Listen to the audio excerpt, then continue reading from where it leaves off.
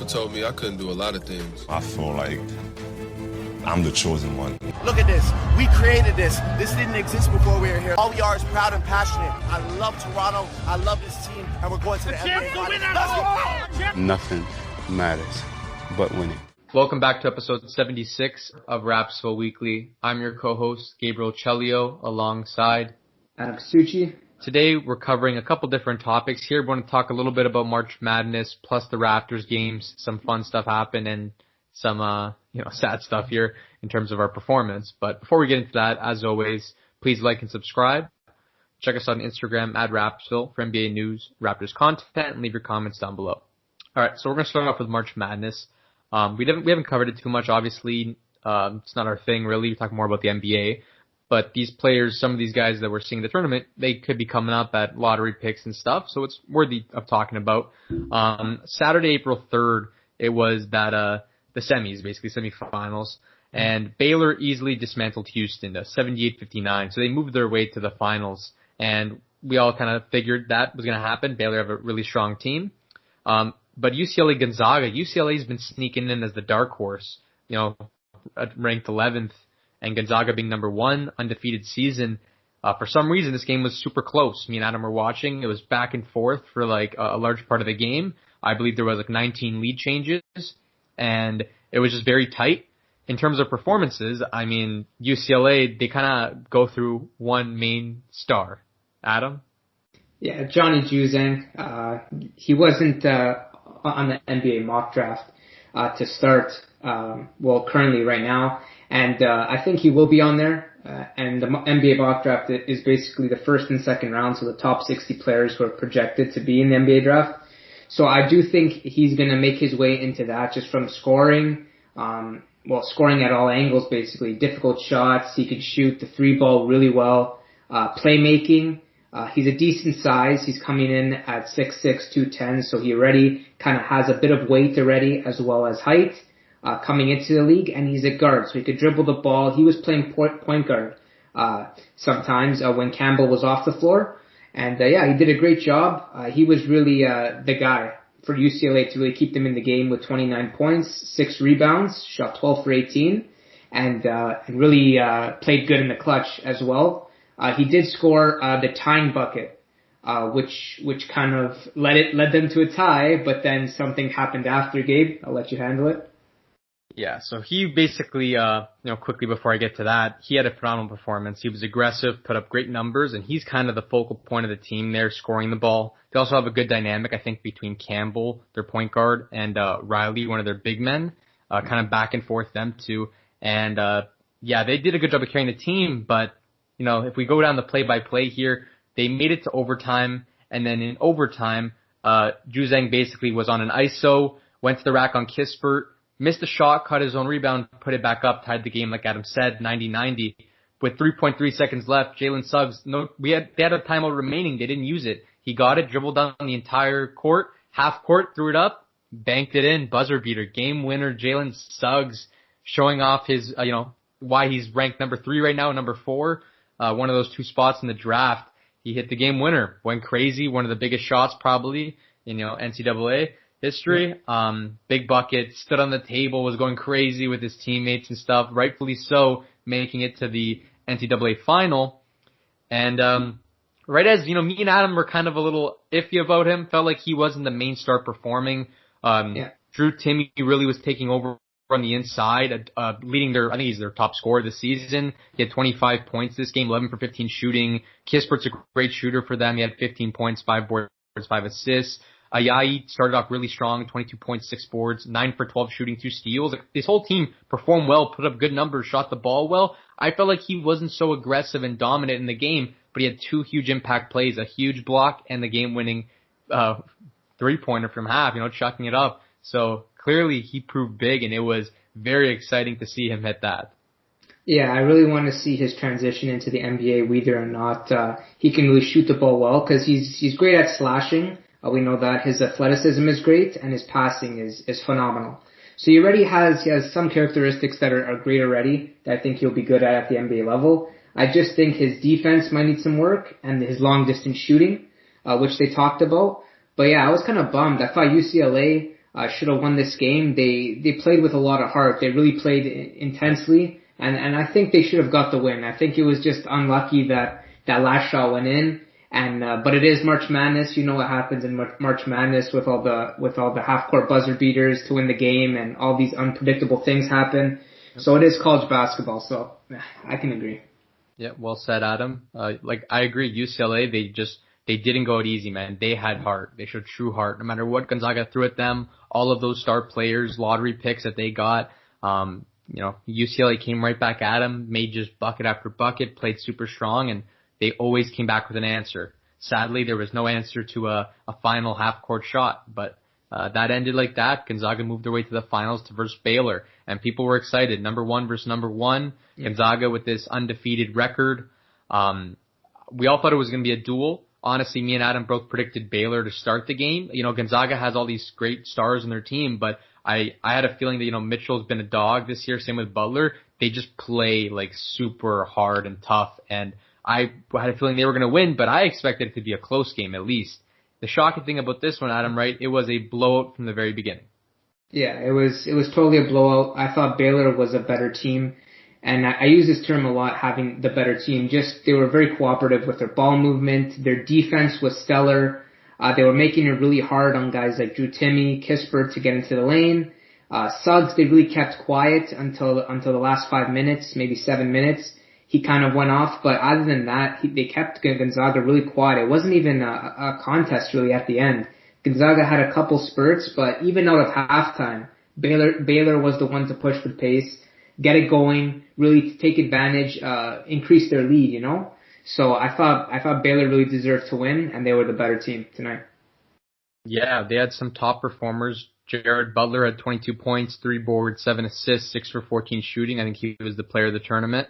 They had Macho Teague, if that's how you pronounce it, 19 points, 8 for 15 shooting. Mitchell, Davian Mitchell, this guy's been a dog. I really liked watching him. 15 points, 6 boards, 5 assists, a steal and a block, kind of putting it together on all sides of the court. And the interesting thing is that their big men were in foul trouble really near the start of the half, and you really thought Timme was going to take over and dominate, but no one played too crazy. Their top performer was Suggs, 22 points, 3 assists, 8 for 15 shooting, 2 steals. He had 3 turnovers though, and I felt like he was kind of passive. I didn't see him to be as aggressive. Timme had 5 turnovers of its own, only 12 points. Kispert only 12. They lacked a little bit of support this game from their team, and like you said, Adam, it just wasn't close. And I really expected more from them. I expected, the finals here, you got to go down with a huge fight, and Baylor just played very smart, and the better team won today.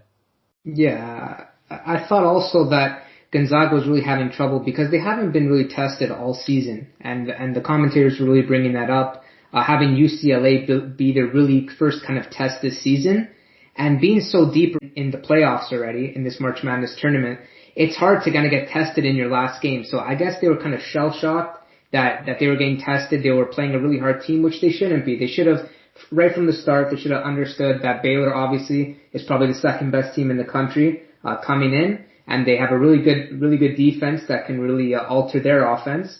So I didn't understand the way Gonzaga came out. Their intensity was low. They didn't look like their plays were working in terms of ball movement, and they were taking a little bit of stupid shots, to be honest. A lot of unbalanced shots, not good looks. I know Gonzaga likes to get to the rim, take a lot of layups, and they were kind of getting away from that. And I think that's also because Baylor's inside defense with Flo Thamba. He was a really big presence in there. Yeah. Okay, so now we're going to get into the 2 games because there's quite a bit to talk about in each. So first we have the Raptors versus the Wizards. The Raptors came out with this one 103-101. Okay, so we're going to start there. We got a little bit outscored the first quarter, 28-19, and the second and third were quite close. And pretty much this game, we had a 11-point deficit going into the fourth quarter, which is never nice, but also it's not too far. So it wasn't a huge thing to worry about. And the biggest lead for them, I think Washington had a 19-point lead at one point, but besides that, it was somewhat close. It was within range from what we've seen this year. And the great thing about this game is that we came out strong in the fourth quarter. We outscored them 28-15, being able to come away with this one. And the story of the night here, obviously, the talk of it all, was it came down. We were down by 1 point. about, I would say like maybe 5 seconds left, something like that, 6.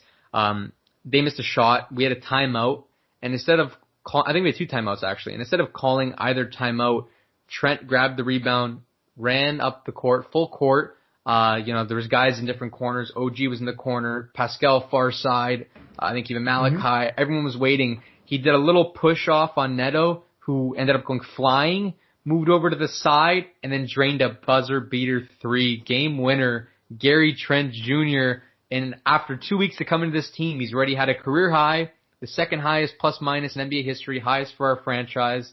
And then the game right after, hitting a buzzer beater for the win. That was absolutely fantastic to see. He went crazy. The whole team went crazy. He was getting hyped up. I can't believe that we're seeing this so soon from him. Just what a phenomenal way to end it. We haven't seen a buzzer beater in a while, especially with, Pascal missing all of these, right? Yeah. And I do want to credit Nick Nurse for this one. I have given him a lot of criticism really this season and haven't liked his decision making, but this one, not just because the shot went in, but also because the personnel. He sees that Trent rebounded it. He's coming in with speed from half court. Instead of calling a timeout and having to draw up another play, probably give it to Siakam, which is already an iffy situation right now and a bit of tension, I guess, for a lot of people. He lets it run. He lets Trent go with the ball. He was playing decent throughout the game, but we do know that Trent is a very good shot maker, and he's very good at creating his own space. So what he did was kind of a behind the back kind of sidestep, and Raul Neto kind of got into his grill a bit, and Trent kind of pushed him away. But it wasn't a big push or anything. It was really just get out of my way type of thing. And Neto kind of overreacted. He got upset at the end of the game and thought that should have been an offensive foul. But Trent did hit it. He hit a deep 3, kind of moving off balance. And I think it was honestly a great shot. I think Trent's the guy that we move forward with here, closing games and kind of running plays for. And I totally think that if we did call timeout, the Wizards would have obviously set their defense. They would have put their best defenders in the game, which would have made it much tougher for us to score. Yeah, that's a great point there. Definitely the defense come into play there. We had a couple guys open on the wings, and it was a good shot. He ended up being wide open. And also about this game, that there was no Rodney Hood, there was no Kyle Lowry, and no Fred VanVleet, no Patrick McCaw. So we were without quite a few guys here.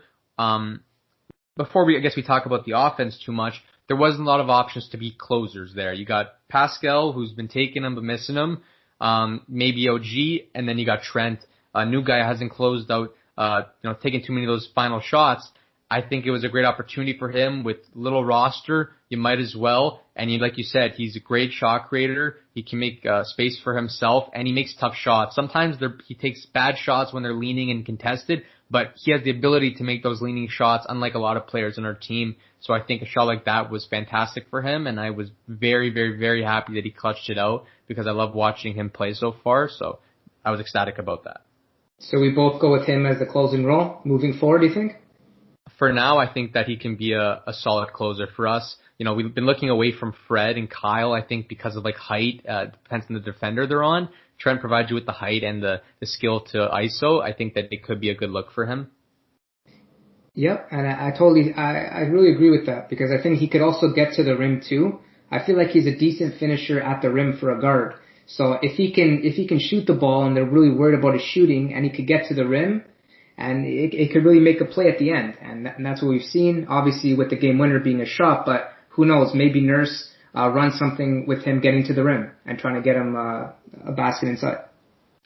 Yeah. So Trent ended up with 16 points, 2 boards, 2 assists, 7 for 15 shooting, solid numbers. Boucher also starting 8 points, 5 boards, 2 steals, 3 blocks, but struggled to shoot, man. 3 for 12, 1 for 7 from 3. Anunoby contributed well, 14 points, 6 boards, 6 for 17 shooting. Bembry, 15, 7 and 5, 7 for 10, a steal and a block. I thought that was a great contribution from Bembry. Haven't seen, too much from him, but now the opportunity of guys sitting, getting him back in the starting lineup, he seems to be more aggressive in his attacks to the rim, and I feel like that's helped him score. I totally agree. Bembry has been playing amazing, and he's really stepped up, really filling in for Lowry and Fred. I think that's a huge role to kind of take on. And even though he really considers himself a secondary ball handler, he's doing it really good. He's not turning over the ball a lot. He's making plays. He has enough playmaking ability to really take that role. And he's doing other stuff as well, rebounding, scoring. So he's really giving you kind of everything from that position. And I really think that that's a great asset that Nurse can use. Yeah. So Siakam as well, 22, 5, and 3, 2 steals and a block. Solid night from him, 10 for 16 shooting. We're positive there. 0 for 4 and 3. We've been talking about that 3 ball. I don't think that he should be shooting those as often. Malachi Flynn, once again, tying his career high, 16 points, back-to-back games, 16 points in 23 minutes, 6 boards, 4 assists, 6 for 13 shooting, 4 steals and 3 blocks. Honestly, fantastic defensive effort from him. And then even Baines contributing 10 points and 8 boards, 4 for 9 shooting in about 20 minutes. Solid from them. But Watanabe, Stanley Johnson, the other 2 guys that got pretty valuable minutes, 17 and 12 minutes respectively, only had 2 points from Watanabe, 3 boards, 2 assists, and then Johnson, 3 boards, 2 assists. A steal for both of them, but not much in the points department there. And then Washington, pretty much Westbrook, 23, 14, and 11. Talk of the town for his stat line, but he had 9 for 25 shooting, and I think he single-handedly cost them the game at the end for the amount of shots that he was taking. It reminded me of John Wall with Houston, how he was one of the only guys that shot bad when we versed them, because he's kind of playing with guys that are lower skilled players. He's taking a lot of shots, and a lot of them were bad shots. So Westbrook was missing quite a bit, and I think that affected his team's performance because they started going on a bad run. But besides him, Matthews had 17. He was a good shooter for them, 4 for 6 from 3. And then Bertan, 17 as well, 5 for 8 from 3. Yeah, really coming into this game, the first couple quarters, I thought it was honestly going to be a blowout. The Washington shooters were really hitting it. Bertan's hitting a lot of threes, Matthews hitting a lot of threes. And then down the stretch, I think Russell wanted to take over the game. They were up by a lot as well. They were up by double digits, and Westbrook, he's been known for making poor decisions late in games. And that's why his teams that he's been on haven't, I wouldn't say won a lot, but they haven't really excelled late in games. And his shot selection was just horrible. He was taking a lot of deep shots, a lot of threes over and over again, and just missing the same shots.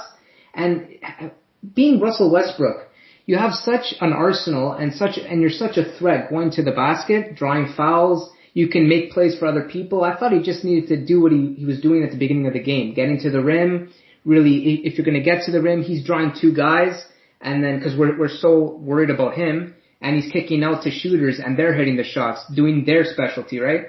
So I think that was a bit selfish of him to just take a bunch of shots and just keep on shooting them. They were even contested, they weren't even wide open. So I thought that was pretty bad. And Pascal, I didn't think he had a great second half either. He finished the first half with 18 points and ended with 22. And he also had 3 assists, so he wasn't doing too much of the playmaking role. So the second half of games, I know Pascal, his efficiency drops, and he hasn't played to the best of his ability in the second half. I noticed right off the gate, Pascal comes off with a lot of energy, tries to get to the rim, is more quick in his moves, very decisive, aggressive. But as the game goes on, he kind of falters, and I've seen that be a pattern, and I think he's really got to clean that up. Flynn, it was honestly, like you said, Gabe, that was a great game from him defensively and offensively, and it's really important for a guy like him to really string together consistent games, because if he had a bad game in this one, after having such a good last one, I think it really would have hurt his confidence. So it's good for him to kind of string together good games. And then my last point I kind of wanted to bring up was Watanabe and Johnson. There's a fine line between playing a team game and doing really well in the plus minus and actually producing on the floor. And I think they've been doing a decent job at kind of the plus minus, kind of being team players, going in as really defenders as their specialty. So really not being asked to do much offensively. But they're really hurting the offense. 2 points in 17 minutes, 12 minutes and you're getting 0 points. I just feel like there could be replacements in that position moving forward, and Masai really needs to take a look at that. Yeah, right now we seem to be struggling on size, usually with rebounding and stuff. So, I don't see them going anywhere just yet because we were lack of finding a big man apparently. But I agree, that there should be more offensive production coming from those guys. They are just very trapped in their role of playing their role, and they don't get aggressive. They kind of depend on how the game rolls. When other guys are stepping up, they're okay with taking the back seat. Like Malachi was very hot. So off the bench, their bench unit, it was simple. Give the ball to Malachi, let him create for himself or in a pick and roll with like Baines or Boucher or something. And then everyone else stand a post and they kind of just sit in the corner. So at times when someone's hot, it's all right. But it's also been like every game we've seen this type of thing where they just don't really contribute too much in the offensive end. So at some point, there is a need to fill that role and try getting a better offensive flow with all 5 of your players. And like you said, Malachi obviously has been consistent. So the past 2 games, so it was good to see him get a little warmer. He looked very confident, kind of his G League self, taking a lot of more shots and being aggressive with his drives, getting on the ISO or the pick and roll, getting more aggressive with the midi and stuff. I like this side of him, seeing him be more aggressive. It's just hard when he hits like one of those slumps where he can't score. Like in other games, it's not the best, but this game obviously it proved to be a good scoring asset for him working that pick and roll. And then Siakam, like you said, the consistency obviously is tough for him in the second half. I think he just needs to find a way to get a second burst out of him. It seems to be like that falter, like you said. And most players obviously they're starting fresh, but he's got to find a way to get that second half, drive the momentum back up because you have such a long break there. Yeah, and if Nick Nurse is going to continue to use Siakam instead of Trent as the closer, we're really going to need that in that second half, you know what I mean? Yep. All right, now game 2 of the back-to-back, Los Angeles Lakers versus Toronto Raptors. This one ended 110-101 Lakers. Looks pretty close, but let's not, we don't want to deceive you here. If you watch the game, you know that it wasn't really close. The end was basically the Lakers just holding it out, wasting time, and trying to close the game out. Really, this game was a blowout from the very beginning. First quarter, 40-28. We already started off rough, and they were starting off hot. They were shooting the 3-ball incredibly. Even by the end of this game, they shot 45% from 3, 18 for 40. We shot 15%, 5 out of 33. That's not normal for us. Obviously, missing 2 3-point shooters, Kyle and Fred, but still horrible. And then even field goal percentage, 49% versus 40. We struggled there. The rebounds somehow ended up somewhat close, 49-42, but there was a large point in that game where they had pretty much double the rebounds or a large amount more than us.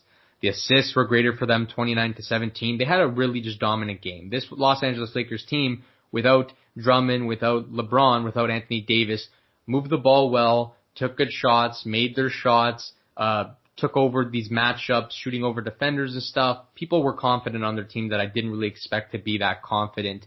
Like the Markieff Morrises who put up 15 points and 9 boards. Caruso 13, 5 and 4. Horton Tucker 17, 4 and 6.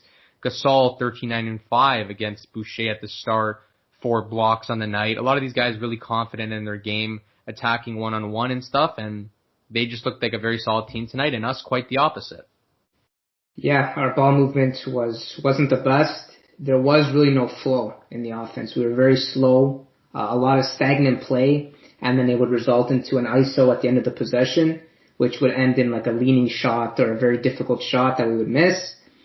And there was a lot of difficult scenarios here in this one. I thought Aaron Baines should have got more minutes. He got 9 points, 6 rebounds in 12 minutes. That's very efficient on 4 or 5 shooting.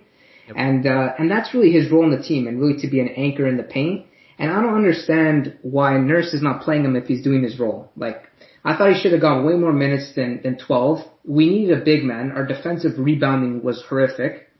And Boucher was doing his job on offense. 19 points, 8 rebounds, a steal. But defensively, it's just such a mismatch. If you got a guy like Marc Gasol who really feeds off of smaller centers, he wants to have a smaller center so he can make his passing more effective, And I thought he really did that with his 5 assists. So I think Nurse really needs to do some thinking about which matchups he would like to use, and which certain personnel he wants to put on certain players. Yeah, I feel like Baines, going into this, we talked about it. I feel like Baines is like a good, solid matchup for Gasol in terms of size, shape, similar role. They both can sit in the paint, do their thing. Boucher, there's a size, there's a little bit of height, a lot of weight on him. in the difference there. So Gasol can work his magic back down, work in the post where he's had more, effectiveness than shooting the 3-ball, as of the past couple of seasons. So he can work in the paint, make his passes, do what he wants, and not be bothered by a weaker framed Boucher behind him. And then I feel like Boucher could have, thrived off the bench with the faster play. Boucher really stepped up, I think, in the second half in terms of scoring. The first half, I think we saw Marc Gasol be more the dominant of the two in the matchup. So that's where I agree with you. I think Baines deserved a lot more minutes this game because of that, and he put up good numbers in his time, played well in his time. So I think that was a little unjust of the lack of minutes. And then other people scoring, Bembry once again had a solid performance. 12, 5, and 3. 5 steals in the night, 5 for 10 shooting. Another night, good shooting, putting up his double-digit points, rebounding and assists, being a part of the game, playing really solid defense. There was a couple plays didn't go our way, some odd mistakes, some non-calls that the refs didn't give us. Bembry got hacked on one of the layups, didn't get the call. Nurse got a technical. Some stuff that didn't go away with Bembry, but he played hard. I give him credit for that, and his defense has been fantastic past couple of games, filling up the stat sheet very nicely. Trent, 11 points, 3 boards, 2 assists. He kind of struggled tonight, 4 for 15 shooting, can't lie. 1 for 6, didn't shoot the best, took some bad shots. Some calls were questionable and stuff. I thought the refs in general were a little iffy on our end, but there was that. And then Siakam, 27, 7, and 2, 2 steals and a block, 7 for 21 shooting. Adam, the stat line, besides the field goal percentage, looks a little juiced like he had a solid game, but he played 40 minutes, and we saw that most of those minutes came in that fourth quarter where, the Lakers were relaxed, and he got to the line a bunch of times, and even when we were up 25, Nurse didn't want to take him off. Yeah, he was like 3 for 15 to start the game, and that's where really the game collapsed.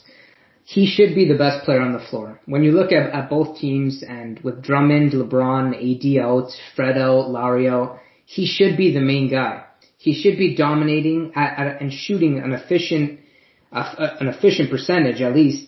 He ended off with 33%, but it should have been much lower. Like you said, Gabe, Nurse didn't take him off like he did with the other starters, Trent, Bembry, Boucher. He kind of kept him in. So, and that's why he kind of got his 27 points. And if you look at the stat sheet, you say, oh, he got 27. He was the guy who was really playing well for the Raptors. That's not the case here. He really struggled throughout the game, turning it over, making some bad passes. And, he just didn't really set up his teammates, not playmaking well. And it's becoming an issue. He should be the best player on the floor this game, and he's really got to clean that up, man. Yeah, so you mentioned it a little bit before, and I was going to mention it during the Washington game, but I thought now was a good time there. The offensive structure has just been horrible, and Siakam here, without Fred and Kyle, you lose a lot of the chemistry in the team, the playmaking, running the offense and stuff. And then Siakam taking it over, it tended to be feed him in the post. Like we've seen it before with Fred and Kyle on the floor, feed him in the post, work around him. But with the team we have now, with all these guys that aren't shooting the ball well, it's such a stagnant offense that it goes absolutely nowhere, resulted in bad passes, miscommunications, and a lack of scoring. And I think last game we got lucky. We had a solid closeout with ISO drives and the buzzer beater, but both games, there's just no structure, too stagnant of an offense, no real plays, a lot of ISO ball. And there's a reason that we started off horribly in both games, and we got lucky we came out of one of them, but this one was clear we didn't deserve to come out of it because we just didn't play well. We didn't get good looks. We weren't making shots. We weren't playing solid defense. We just looked like a horrible team out there because there was no real flow in the offense. No, I totally think that's right. And I also wanted to talk about OG Anunoby and his ejection. He kind of came down. It was a fast break. Schroeder kind of hit him in the arm, and they kind of got tangled up, which is normal. Usually the defender wants to make a hard foul, making sure the other player doesn't get the N1. So I kind of understand. So they kind of got tangled up, and then OG kind of was holding his leg awkwardly, and then I think either he released or pressed up, and it kind of made Schroeder fall a bit.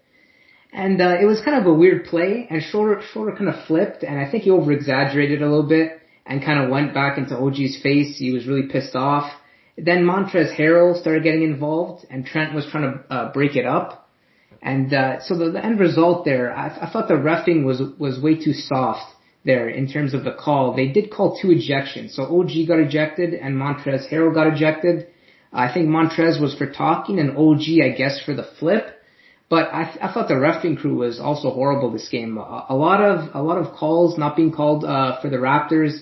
A lot of hard drives just missed. And then for the Lakers, I feel like every time you touch them and you play handsy defense, every time it's a call.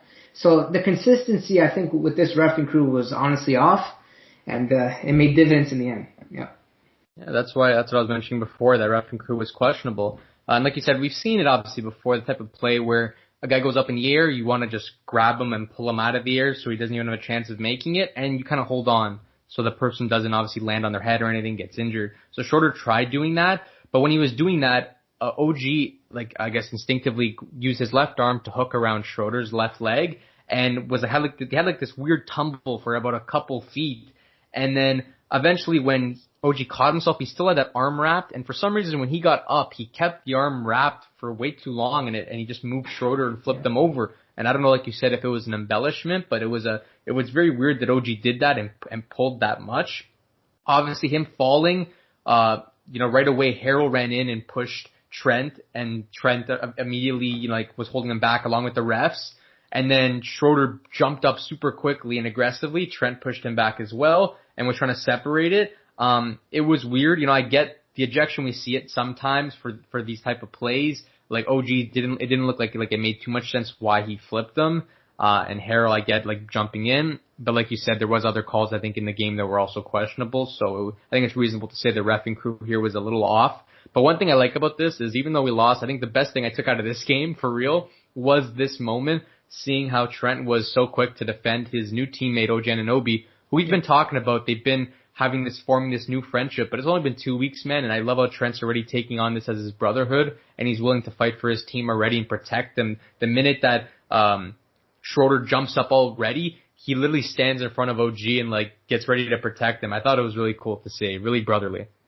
Yeah, I think that's what teammates are honestly all about, and I think Trent was really the example of that there.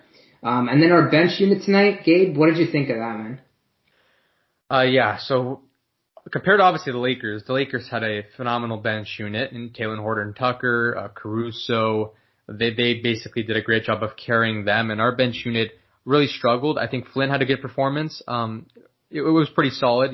Last game was a little bit better in terms of the efficiency and the points per minute type thing, but this game he had 11 points, 8 boards, 4 assists, 4 for 11 shooting, 2 steals and a block. Kind of strived a little bit more near the end when, like I said, Lakers kind of pulled it back and relaxed.